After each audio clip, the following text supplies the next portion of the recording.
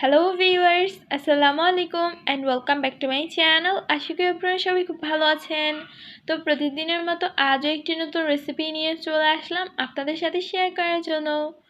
যারা ঝটপট বিকালের নাস্তা তৈরি করতে চান তাদের জন্য আজকের রেসিপিটা অনেক ইজি, আর যারা কেক তৈরি করতে মনে করেন অনেক ঝামেলা তাদের জন্য আজকের রেসিপিটা হবে সহজলভ্য একটা রেসিপি। তো চলুন কথা না বাড়িয়ে আজকের রেসিপিটা দেখে নেওয়া যাক। আজকে আমি তৈরি করব চুলার নর্মাল প্যানে মাত্র কয়েক মিনিটেই কেক। আর এটাকে কীভাবে আমি ডেকোরেশন করছি ওই প্রসেসটা আপনাদেরকে দেখিয়ে দিব। তো চলুন কথা না বাড়িয়ে আজকের রেসিপিটা দেখে নেই। তো কেকের ব্যাটারটা তৈরি করার জন্য এখানে একটা মিক্সিং বোলের মধ্যে আমি নিয়েছি প্রায় হাফ কাপ পরিমাণ আইসিং সুগার। আপনারা চাইলে নর্মাল চিনিকে ব্লেন্ড করে কিন্তু চিনির গুঁড়াটা এখানে ইউজ করতে পারবেন। এখন এখানে আমি দিয়ে দিয়েছি 2 টেবিল চামচ পরিমাণ রান্নার রেগুলার সয়াবিন তেল। তো আপনারা চাইলে কিন্তু মেল্টেড বাটারও ইউজ করতে পারবেন যদি আপনাদের হাতের কাছে থাকে। তো আমি নর্মাল তেল দিয়েই করে নিচ্ছি। এখন এটাকে খুব ভালো করে একসাথে মিক্স করে নিয়েছি। আর অবশ্যই কিন্তু খুব ভালো করে মিক্স করে নিতে হবে একটা স্প্যাচুলার সাহায্যে, যাতে করে এর মধ্যে কোনো লাম্পস না থাকে। আর দেখতেই পাচ্ছেন এই পর্যায়ে কিন্তু এটা একটা ডোতে পরিণত হয়ে গিয়েছে। এখন এখানে আমি আরও কিছু শুকনো উপকরণ অ্যাড করছি। দিয়ে দিচ্ছি এখানে আমি প্রায় হাফ কাপ পরিমাণ ময়দা, দিয়ে দিচ্ছি এখানে বেকিং পাউডার আর বেকিং সোডা মিলিয়ে প্রায় 1 চা চামচের মতো। এখন এই শুকনো উপকরণগুলোকে খুব ভালো করে চেলে নিতে হবে।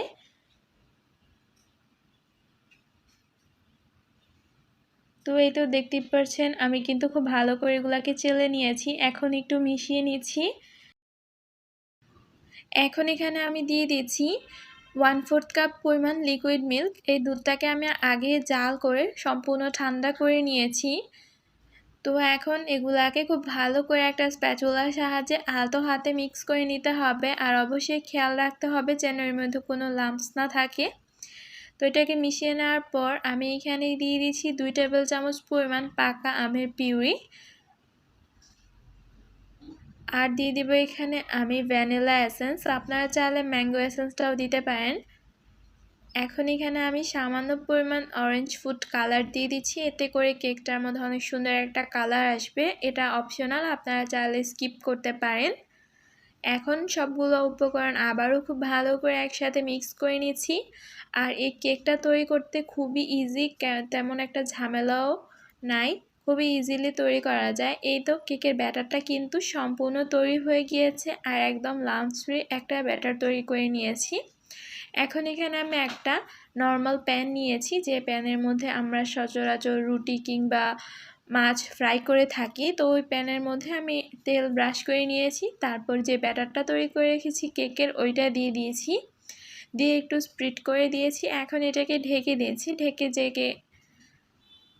প্যানের উপরে ঢাকনাটা আছে এইটার উপর আমি লং দিয়ে ছিদ্রটা বন্ধ করে দিয়েছি। আপনারা চাইলে কাগজ দিয়েও কিন্তু বন্ধ করে দিতে পারবেন। এখন এটাকে আমি চুলার একদম লো হিটে প্রায় 10 থেকে 12 মিনিটের মতো ফ্রাই করে নিব বা বেক করে নিব। তো এতে করে কিন্তু কেকটা ফুলে যাবে আর এটা সম্পূর্ণ কুক হয়ে যাবে। তো একদম ফিরে আসছি কেকটা বেক হওয়ার পর। আর এইটার টাইম কতটুকু লাগবে সেটা কিন্তু সম্পূর্ণ নির্ধারিত না, কারণ আপনারা যদি কেকের ব্যাটার বেশি নেন তাহলে কিন্তু টাইমটা একটু বেশি লাগবে, আবার যদি কম নেন তাহলে কম লাগবে। তো কেকটাকে আমি নামিয়ে কিন্তু সম্পূর্ণ ঠান্ডা করে নিয়েছি।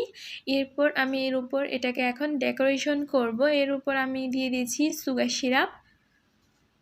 আমি সামান্য পরিমাণ চিনি পানি দিয়ে একটা বলক উঠিয়ে সম্পূর্ণ ঠান্ডা করে নিয়েছি, তারপর উপরে দিয়ে দিয়েছি। আর এখন এখানে আমি হুইপড ক্রিম তৈরি করে নিয়েছিলাম, ওইটার মধ্যে সামান্য পরিমাণ আমি অরেঞ্জ ফুড কালার দিয়ে দিয়েছি, খুব বেশি একটা কালার করিনি। দিয়ে তারপর আমি এখন উপরে দিয়ে দিচ্ছি এভাবে স্প্রিড করে একটা স্প্যাচুলা দিয়ে।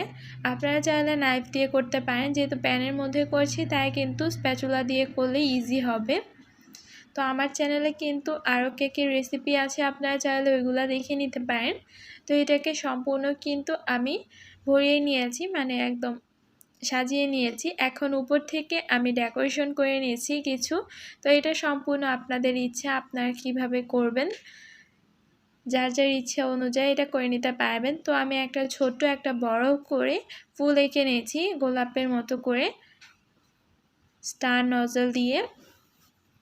আপনারা আপনাদের ইচ্ছা অনুযায়ী যে কোনো ধরনের ডেকোরেশন করতে পারবেন। তো সম্পূর্ণ কেকটার মধ্যে আমি উপর দিয়ে এরকম করে নিচ্ছি।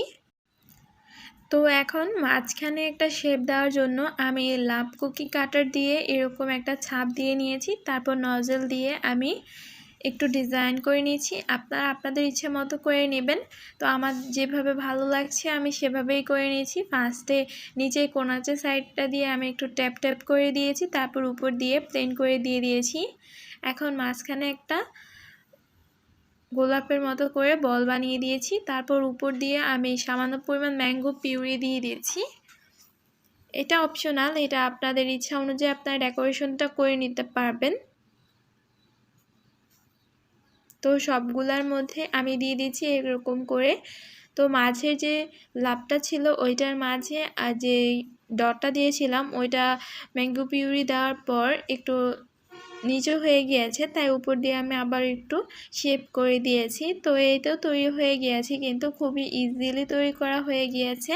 আশা করি আপনাদের কাছে অনেক ভালো লেগেছে। ভালো লেগে থাকলে অবশ্যই লাইক কমেন্ট শেয়ার করতে পারেন, আর বাসায় এরকম একটা রেসিপি ট্রাই করতে পারেন, সবাই খুব বেশি পছন্দ করবে।